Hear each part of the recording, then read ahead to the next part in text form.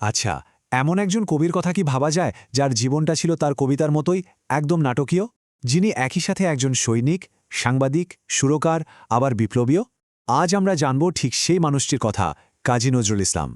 চলুন শুরু করা যাক সেই শব্দগুলো দিয়েই, যা একটা গোটা প্রজন্মকে জাগিয়ে তুলেছিল আর কবিকে দিয়েছিল তার চিরস্থায়ী পরিচয়, বিদ্রোহী কবি।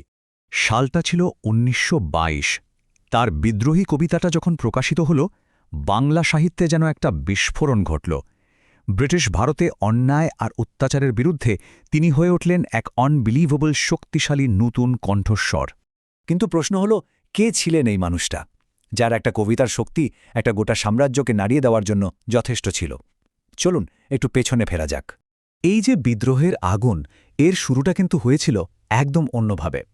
তার জীবনে ছিল অনেক দুঃখের ছায়া, এতটাই যে তার ডাকনামই হয়ে গিয়েছিল দুখুমিয়া। আর এই কঠিন শৈশবই হয়তো তাকে ভবিষ্যতের জন্য তৈরি করে দিচ্ছিল। এই টাইমলাইনটার দিকে একবার তাকানো যাক। দেখুন, একদম আলাদা আলাদা কয়েকটা ঘটনা, তাই না? একদিকে শৈশবের কষ্ট, তারপর লোকনাট্যের মঞ্চ, আবার সৈনিক জীবন।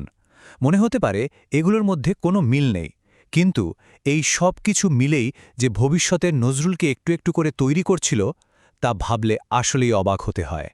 সেনাবাহিনীতে থাকার সময়টা কিন্তু তিনি শুধু বন্দুক হাতে কাটাননি। করাচির সেনা ব্যারাকে বসেই তিনি প্রচুর পড়াশোনা করতে লাগলেন, ফার্সি ভাষা শিখলেন, আর তার প্রথম দিককার লেখাগুলো মানে গদ্য আর কবিতা লিখে পাঠাতে শুরু করলেন কলকাতার বিভিন্ন সাহিত্য পত্রিকায়। সেনাবাহিনী পর্ব শেষ, নজরুল কলকাতায় ফিরলেন, আর তার ভেতরের বিপ্লবী সত্তাটা যেন এবার বেরিয়ে আসল। সাংবাদিকতা আর কবিতার মাধ্যমে তিনি দ্রুতই স্বাধীনতা আন্দোলনের একজন গুরুত্বপূর্ণ ব্যক্তিত্ব হয়ে উঠলেন।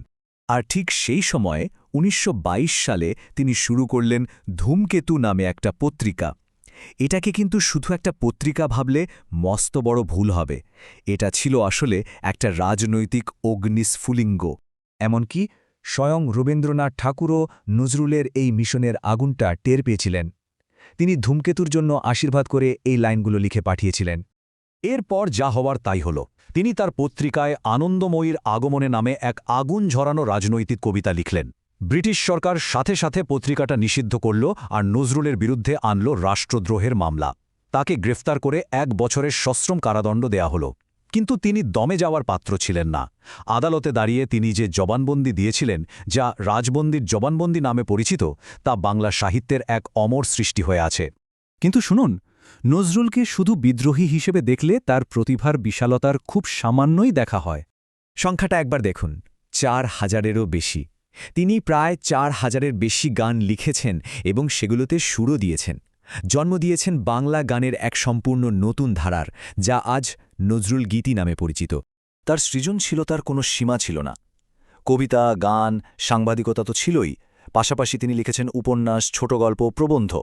এমনকি সেই সময়ে চলচ্চিত্রের মতো নতুন মাধ্যমেও কাজ করেছেন। পরিচালনা, সুরারোপ, অভিনয় সবকিছুতেই ছিলেন তিনি। তার দর্শনের একেবারে কেন্দ্রে ছিল মানবতাবাদ। নিজে একজন ধর্মপ্রাণ মুসলমান হওয়া সত্ত্বেও তিনি শত শত শ্যামাসঙ্গীত আর কীর্তন লিখেছেন।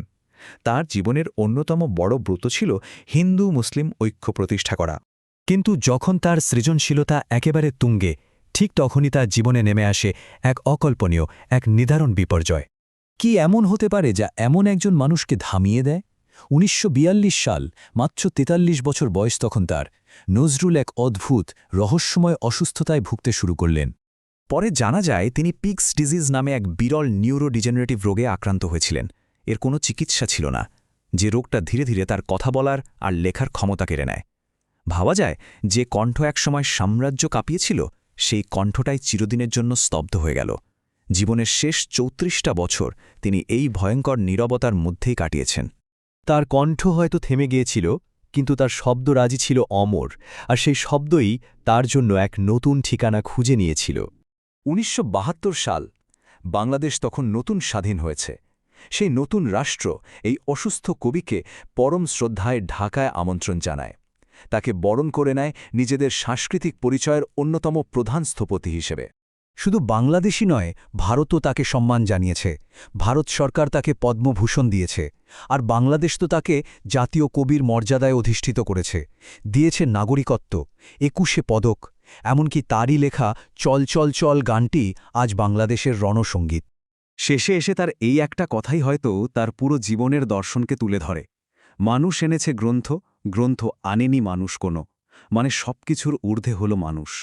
আর এই গভীর মানবতাবাদের কারণেই কাজী নজরুল ইসলাম আজও এত বেশি প্রাসঙ্গিক।